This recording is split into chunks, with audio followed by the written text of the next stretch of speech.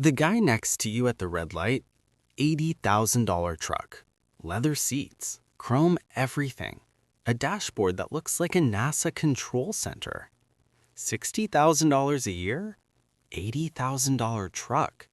How is that possible? Because here's the thing, it's not just him.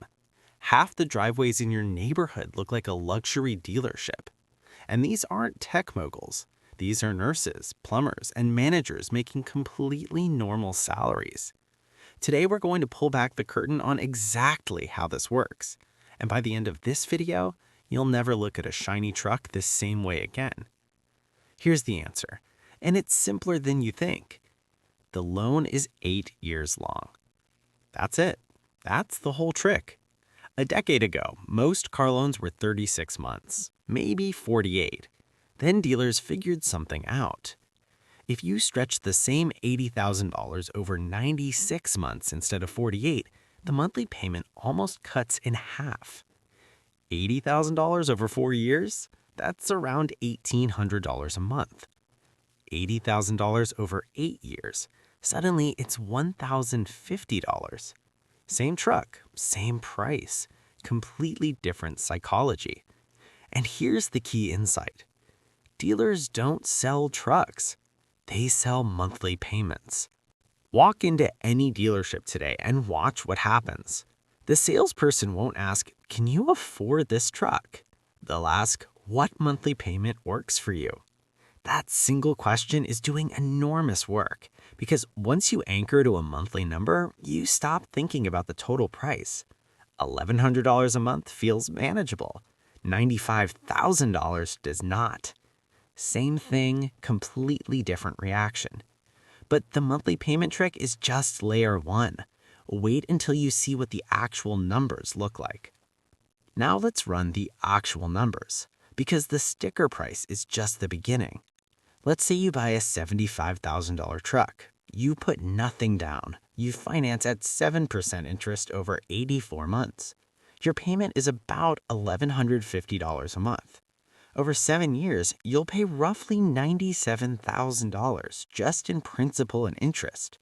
But we're not done. Insurance on a $75,000 truck? You're looking at $250 to $300 a month. Fuel? These trucks average 15 miles per gallon. At current prices, budget $350 to $450 a month if you drive a normal amount. And maintenance? This is where people get blindsided. A brake job on a modern full-size truck? $1,200 to $1,800. New tires? $1,500 to $2,000 installed. A transmission issue on a truck out of warranty? You could be looking at $5,000 to $8,000. So let's add it all up. Over 7 years, loan payments around $97,000. Insurance around $21,000. Fuel around $31,000. Maintenance and repairs around $12,000. Total cost of ownership?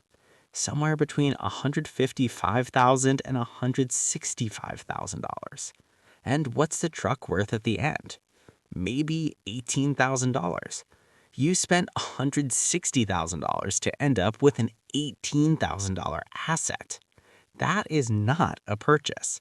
That is wealth destruction with heated cup holders. But the real problem? Most people don't even keep the truck for 7 years. But here's where it gets worse. Much worse. Because most people don't keep a truck for 7 years. The average American trades in their vehicle every 3 to 4 years. And when they do, they almost always owe more than the truck is worth. That gap has a name. It's called negative equity. And here's how it works. You buy an $80,000 truck. The moment you drive it off the lot, it loses roughly 10 to 15% of its value. After 1 year, down another 15%.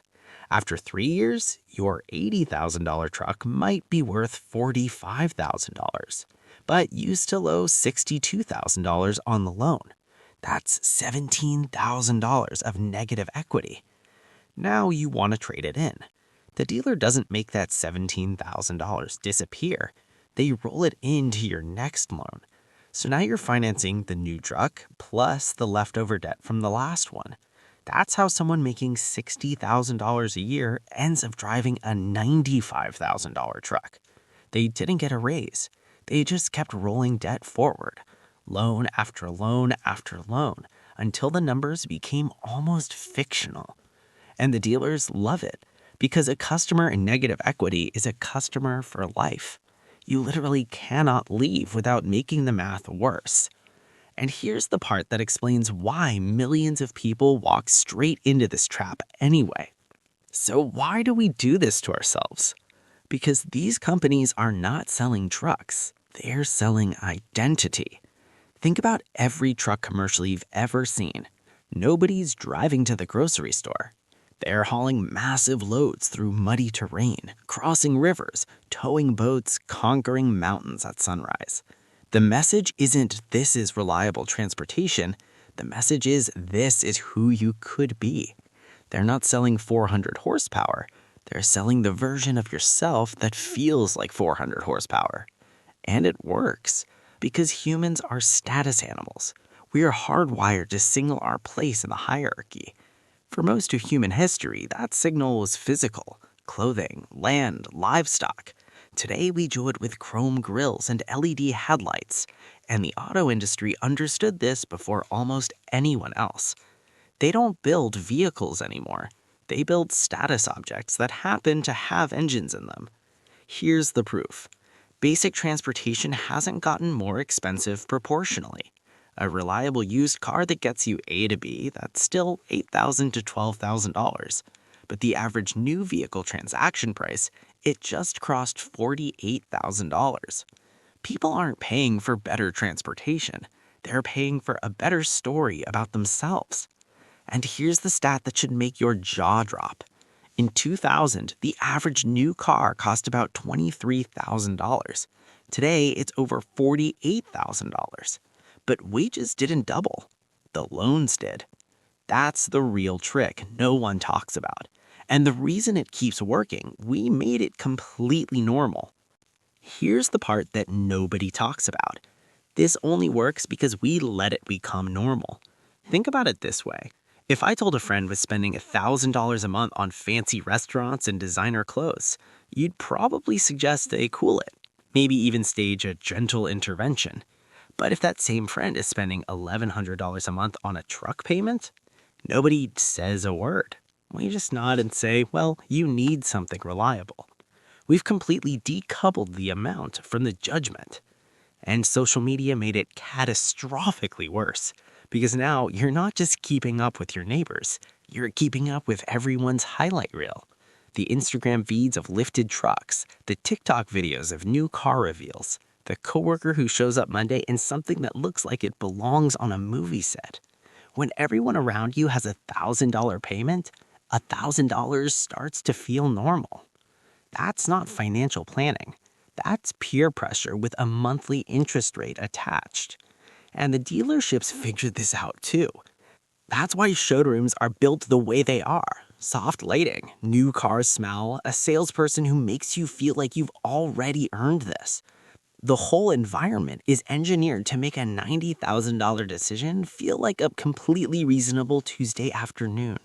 And the lifestyle sacrifices people are making to keep up, they are darker than you think.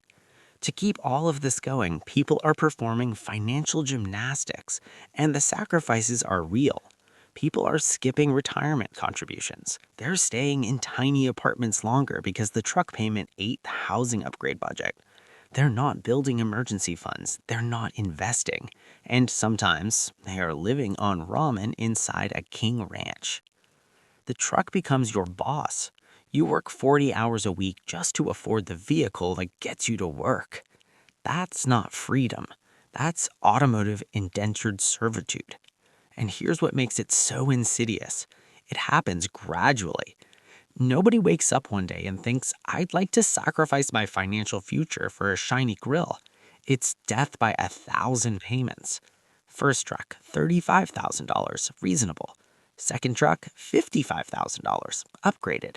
Third truck, $75,000. I deserve this. fourth truck, $90,000. You don't even question it anymore. Each step feels small. The cumulative effect is catastrophic. Now let's talk about what that money could have done instead, because this is where it gets genuinely uncomfortable. $1,100 a month. If instead of a truck payment, you invested that money consistently at an average 8% annual return, in 20 years, you'd have somewhere around $650,000. That's not a hypothetical. That's basic compound interest math. The truck that made you look successful cost you your actual financial success. Here's another way to look at it. The average American will own 9 to 13 vehicles in their lifetime. The total lifetime cost of car ownership for a truck-focused consumer can easily exceed $600,000 to $700,000. That's a retirement. That's generational wealth.